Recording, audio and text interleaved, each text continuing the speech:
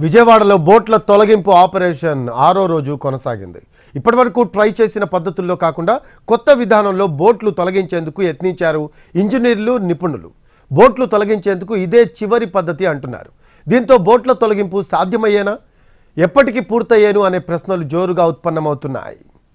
కృష్ణా వరద ఉధృతికి విజయవాడ ప్రకాశం బ్యారేజీని ఢీకొట్టి ఆగిన 3 బోట్లను తొలగించేందుకు 6వ రోజు కూడా శ్రమించారు ఇంజనీర్లు, నిపుణులు. బోట్లు త్వరగా తొలగించే ప్రక్రియలో ఇదే చివరి ప్రక్రియ. ఉదయం నుంచి దీనికి సంబంధించిన పనులు మొదలుపెట్టారు.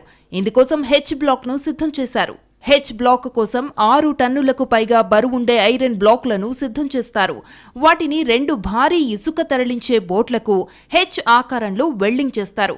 ఈ విధానంలో మునిగిపోయిన బోట్లకు హుక్కులు తగిలించి బోట్లలోని నీటిని తోడేస్తారు. మునిగిన బోటు నీటిలో తేలాక ఒడ్డుకు చేరుస్తారు. బోట్లను పైకి తేలేలా చేసి తొలగించేందుకు 3 రోజుల సమయం పడుతుందని భావిస్తున్నారు అధికారులు. ఈ విధానంలో బోట్లను పైకి తేలేలా చేసి తొలగించే ప్రక్రియ సోమవారం ఉదయం నుంచి ప్రారంభం కానుంది.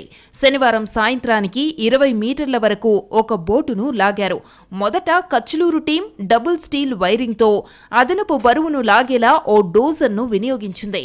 మరో 2 మీటర్ల మేర బోటును లాగేందుకు ఉపయోగపడినా పెద్దగా ఫలితం కనిపించలేదు. ఇసుక మేటల కారణంగా బోట్ల తొలగింపు విఫలమవడంతో చర్చించిన నిపుణులు ఇవాళ ఉదయం నుంచి కొత్త విధానాన్ని ఫాలో అవుతూ వచ్చారు.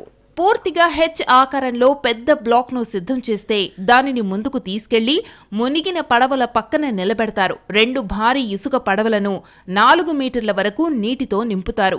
దీంతో అవి నీటిలోకి 3 మీటర్ల మేర దిగుతాయి. ఆ పడవలకు ఉన్న హెచ్ బ్లాక్ను మునిగిన పడవల హుక్కుతో తగిలిస్తారు. ఆ తరువాత భారీ ఇసుకను తరలించే పడవలలోని నీటిని తోడేస్తారు.